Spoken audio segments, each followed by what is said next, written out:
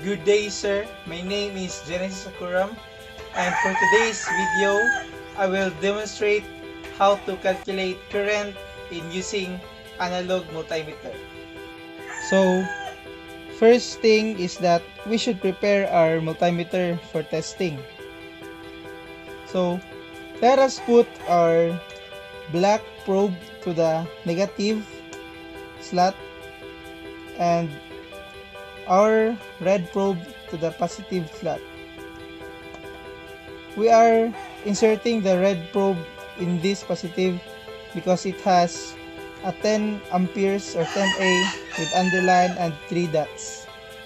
So after that, we should also learn to read the scale in measuring the current. So it in this scale. And after that, let us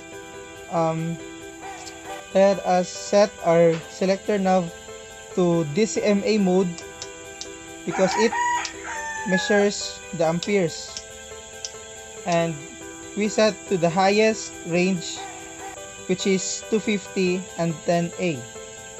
Then after that, let us measure the current. Then since we are measuring DC current because our source is a battery, there is a polarity. So the red probe must be placed in the positive side and the black probe is in the negative side. So it's already set. Our multitester is already set. So we are ready in this time we are ready to measure the current.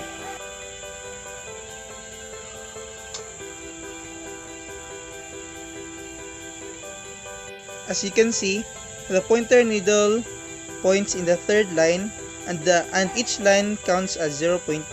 So 0.2, 0.4, and 0.6. So the current in this circuit is 0.6 amperes. Thank you.